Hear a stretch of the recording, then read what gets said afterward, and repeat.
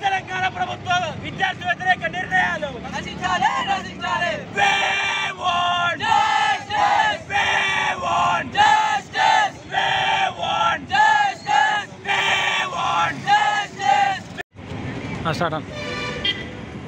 ఈరోజు తెలంగాణ రాష్ట్రంలో ఉన్నటువంటి విద్యారంగ సంస్థ పరీక్షించాలని భారత విద్యార్థి ఫెడరేషన్ ఎస్ఎఫ్ఐ హన్మకొండ జిల్లా కమిటీ ఆధ్వర్యంలో స్థానిక హన్మకొండ జిల్లా కేంద్రంలో కలెక్టరేట్ కార్యాలయం ముట్టడించడం జరిగింది. ఎందుకంటే తెలంగాణ రాష్ట్రంలో విద్యారంగ సంస్థలు చాలా ఇబ్బందులు పడుతున్న విద్యార్థులు విద్యారంగ సమస్యలు రాష్ట్ర ప్రభుత్వం ఏమాత్రం పరిచయం లేదు. గతంలో ఉన్నటువంటి కేసీఆర్ ప్రభుత్వం 10 సంవత్సరాలు కాలాపం చేసి విద్యారంగ సంస్థలు పూర్తిగా పక్క పెట్టింది. ఇప్పుడు రాష్ట్రంలో కొత్తగా ఏర్పడిన కాంగ్రెస్ ప్రభుత్వం అసలు విద్యారంగ సంస్థలపై నోరు మెదపలేదు.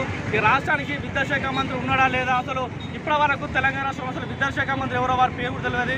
అలాంటి పరిస్థితి ఈరోజు తెలంగాణ రాష్ట్రంలో ఉన్నది. ఇప్పుడు మేము విద్యార్థులను మన తెలంగాణ రాష్ట్ర విద్యాశాఖ మంత్రి ఎవరైనా కూడా చెప్పని పరిస్థితి రాష్ట్రంలో ఉంది. కాబట్టి ఈ రాష్ట్ర ప్రభుత్వం పాలన ధోరణి మార్చుకోవాలి. ఈ తెలంగాణ రాష్ట్రంలో దాదాపుగా 7,000 కోట్ల 200 స్కాలర్షిప్స్ ఫీజు పెండింగ్లు అంతేగాని కూడా 6,000 కోట్ల 300 దాకా ఈ మెస్ కాస్మెటిక్ ఛార్జీలు పెండింగ్లు అంతేగాని కూడా ఈ తెలంగాణ రాష్ట్రంలో 14 లక్షల మందికి దాదాపుగా స్కాలర్షిప్ విడుదల కాలేదు. ఆ విద్యార్థులు తీవ్ర ఇబ్బందులు పడుతున్నారు. అంతేకాకుండా ప్రభుత్వ విద్యార్థులు సరే మౌలిక సదుపాయాలు లేక విద్యార్థులు తీవ్ర ఇబ్బందులు పడుతున్నారు.